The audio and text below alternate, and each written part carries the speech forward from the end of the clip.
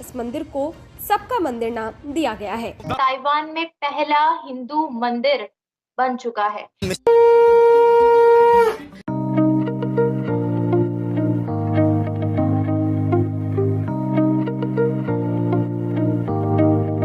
Hinduism जो है वो पीस को प्रोपोगेट करता है, वसुधैव कुटुंबकम को प्रोपोगेट करता है। इसलिए तकलीफ होती है कि मैं 2 दफ़ा इंडिया गया हूँ, मुझे कंपैरिजन करते हुए तकलीफ होती है, मुझे मुवाजना करते हुए तकलीफ होती है।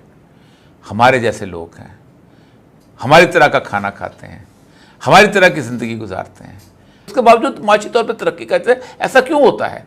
हिंदुज्म ने योगा दिया है, नहीं तो ऑक्सफोर्ड में, कैम्ब्रिज में, जर्मनी की 14 सबसे बड़ी यूनिवर्सिटीज में, प्लस यूरोप की बाकी यूनिवर्सिटीज में, अमेरिका के आईवी लीग में संस्कृत क्यों पढ़ाई जाती है? इसने हमारी कमर में छुरा मारा है, इस डॉक्टर साहब ने, जो यहाँ पे अमेरिका में, क्या मेरे बच्चों की कमर में इसने छुरा मारा है। उसका नाम पहला मोहम्मद था।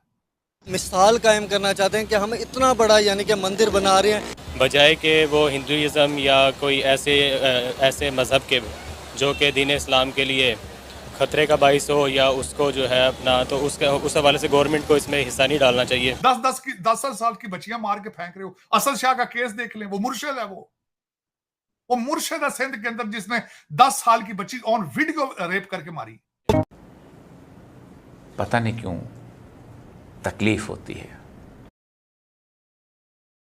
नमस्कार दोस्तों, ताइवान में हिंदू मंदिर बनवाए गए हैं हिंदुओं के लिए, जो कि भारत के लिए बहुत प्राउड मोमेंट की बात है, क्योंकि यहाँ पे बहुत सारे भारतीय हैं और हिंदू धर्म से हैं। तो ताइवान में जो लोग हिंदू धर्म से हैं उनके लिए तो बहुत ही ज़्यादा खुशी की बात है कि अब वो हिंदू अपने धर्म के हिसाब से भगवान की पूजा कर पाएंगे, हिंदू मंदिर में जा पाएंगे, वहाँ पे पूजा कर पाएंगे। हालांकि ताइवान ने ऐसा इसलिए किया है क्योंकि वो भारत के साथ अपनी दोस्ती दिखाना चाहता है कि भारत के साथ उनकी जो दोस्ती है वो कितनी गहरी है और वो भारत को कितना मानते हैं, भारतीय संस्कृति को कितना आगे बढ़ाना चाहते हैं। लेकिन वहीं दूसरी तरफ पाकिस्तान, वो इस चीज़ को लेकर बहुत ज़्यादा परेशान है कि सब ऐसा क्यों कर रहे हैं, भारतीय संस्कृति को आगे क्यों बढ़ा रहे हैं, भारत को आगे क्यों बढ़ा रहे हैं, क्योंकि उनके लिए तो आतंकवाद फैलाना ही सर्वोपरि है। इसलिए वो तो यही सोचते हैं बच्चों को नफरत सिखाओ, आतंकवाद फैलाओ। इसलिए जब कुछ अच्छा होता है भारत के साथ तो वो लोग बौखला जाते हैं कि ऐसा क्यों हो रहा है, गलत होना चाहिए या फिर आतंकी हमले होने चाहिए। उन्हें तो सिर्फ हमेशा यही लगता है। तो चलिए देखते हैं क्या रिएक्शन है पाक मीडिया का। चलता है पाक मीडिया की ओर। देखिए, ताइवान में खुला है क्योंकि देखें, ताइवान और इंडिया के उनके भी पुराने कनेक्शंस हैं। आप जाएंगे तो ताइवान का घूम फिर के कहीं ना कहीं नेताजी सुभाष चंद्र बोस का वो कनेक्शन है और दूसरा वर्ल्ड वॉर 2 के टाइम का कनेक्शन है। प्लस अब आप उसमें आ जाएंगे, ताइवान की हमेशा सॉवरेनिटी की, आज़ादी की इंडिया ने रिस्पेक्ट की है, सपोर्ट की है, चाइना के एग्रेशन के अगेंस्ट गए हैं। रिसेंट टाइम्स में ताइवान और इंडिया की इकोनॉमिक कॉपरेशन, कल्चरल कॉपरेशन बहुत बड़ी है। करंटली इंडिया के अंदर ताइवान के 3 कल्चरल और इकोनॉमिक कॉपरेशन के सेंटर हैं, तीसरा अभी जाके खुला है या अंडर कंस्ट्रक्शन है, 2 ऑलरेडी ऑपरेटिंग है, पोजीशन में है। फिर अभी ताइवान और इंडिया के बीच में एफटीए की बातें भी चल रही हैं। फिर सेमीकंडक्टर की ताइवान की कितनी कंपनियां आई, जैसे फॉक्सकॉन वगैरह सब ताइवान की हैं, तो वो कितनी आई हैं, उसके अलावा और कितनी आई है, एसर भी आ गई है और बहुत और दूसरी डेकाट्रॉन वगैरह भी आई हैं। फिर आप उसके ऊपर जाएं कि अब मल्टी लेवल एंगेजमेंट्स हैं डिफेंस के ऊपर। अभी डिफेंस चीफ वगैरह ताइवान पे गए हुए थे, ठीक है।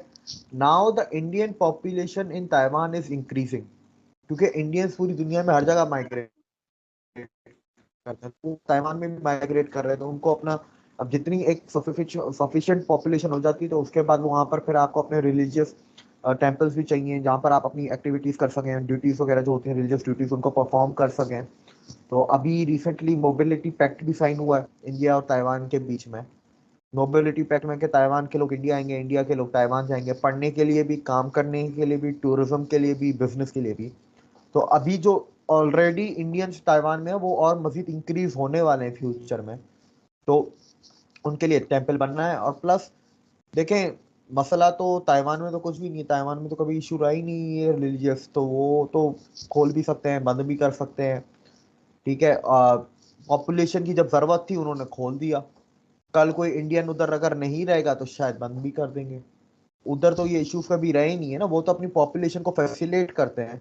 तो अगर भाई 100 लोग हैं तो 100 लोग कम से कम अपनी ड्यूटीज, रिलीजियस ड्यूटीज होती हैं, फेस्टिवल्स होते हैं, प्रेयर्स होती हैं, वो कहाँ करेंगे? तो उन्होंने टेम्पल बनाया। अब जाहिर सी बात है 100 नहीं है, हजारों में इंडियंस हैं ताइवान में। आपको अगर इनकी क्रिश्चियनिटी पसंद नहीं है, what the hell you doing here? अब क्या कर रहे हैं यहाँ पे? सऊदी अरब जाओ, दुरे मारन तो होते हो, जाओ सऊदी अरब, जहां आपके लिए नाम उन्होंने रखा है गरीब मस्कीन रफीक, उधर जाओ, यहां के लेने आते हो? उम्र फ्री करो जाके, यहां आ जाते हो क्रिश्चियन कंट्री में, और शर्म करो। इंग्लैंड के अंदर भी यही हालत है। वहां पे एक हमारा पाकिस्तानी लीडर वो खड़ा होकर मुसलसल कहता है कि हम लंदन का नाम चेंज करेंगे, हम इंग्लिस्तान का नाम चेंज करेंगे, यहां शरिया इन्फोर्स करेंगे। और जहां की तुम जम पालो, पहले वहां तो शरिया इन्फोर्स कर लो। जो मुल्क आपने इस्लाम के नाम पर बनाया, पहले वहां तो शरिया इन्फोर्स करो। वहां इस्लाम नाम की चीज ही कोई नहीं है। 10 साल की बच्चियां मार के फेंक रहे हो। असद शाह का केस देख लें, वो मुर्शिद है। वो मुर्शिद है सिंध के अंदर, जिसने 10 साल की बच्ची ऑन वीडियो रेप करके मारी, और उसके घर से 6-7 औरतें निकली, और उसको जस्टिस भी नहीं मिलेगा, क्योंकि अदालतें सारी सियासी हैं। अदालतों को सिवाय नवाज शरीफ और इस वक्त इमरान खान कुछ भी नजर नहीं आ रहा। और एक बात चीमा साहब, जिस सोसाइटी में ये सारा कुछ जो मैंने अभी आपको 5 मिनट में बताया, जब ये चीजें सोसाइटी में होती हैं, सोसाइटियां खत्म हो जाती हैं। You are collapsing as a society now. Country तो खत्म हो चुका है पहले, देयर इज नो कंट्री। आप पॉलिटिकल साइंस के हवाले से you cannot call yourself a country, क्योंकि बाउंड्रीज आपके कंट्रोल में नहीं है, आपकी रेट ऑफ गवर्नमेंट मौजूद नहीं है, सॉवरेंटी आपकी कोई नहीं है। अमेरिकन एम्बेसडर जाके कह रहा है इलेक्शन कराओ, नहीं तो मैं थप्पड़ मारूंगा तुम्हें। सॉवरेंटी किस चीज की है? You cannot call yourself a country anymore. I am so sad to say that. लेकिन now you are collapsing as a society.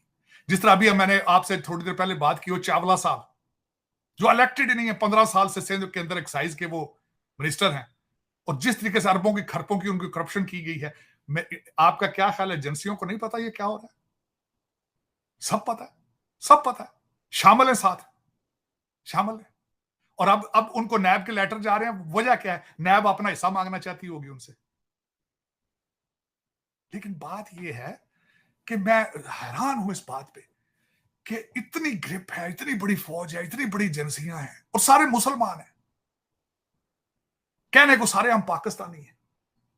Domicile, झूठे पासपोर्ट, फ्रॉड, और सबसे बड़ी बात है, उन सारी एजेंसियों को चलाने वाले सारे बाहर के पड़े हुए हैं। क्योंकि हर 19वें ग्रेड का बंदा जो है सीएसएस अफसर, वो अमेरिका या इंग्लैंड से डिग्री लेके गया हुआ टैक्स पेयर के खर्चे पे। आपका क्या ख्याल है? उन्हें सिस्टम का नहीं पता, उन्हें चीजों का नहीं पता। चीमा साहब, दर हकीकत ये इसने जो किया है, इसने तो, अब अफसोस वाली बात यह है, इसने हमारी कमर में छुरा मारा है। इस डॉक्टर साहब ने जो यहां पे अमेरिका में, क्या मेरे बच्चों की कमर में इसने छुरा मारा है। उसका नाम पहला मोहम्मद था, उसका नाम पहला मोहम्मद था, देखें। और उस बेगैरत को यही नहीं पता था ये इस्लाम नहीं है। उसको यही नहीं पता था ये इस्लाम नहीं है। इस्लाम इस तरह नहीं है कि जाके तुम लोगों को मारो, बेगुनाह लोगों को मारो।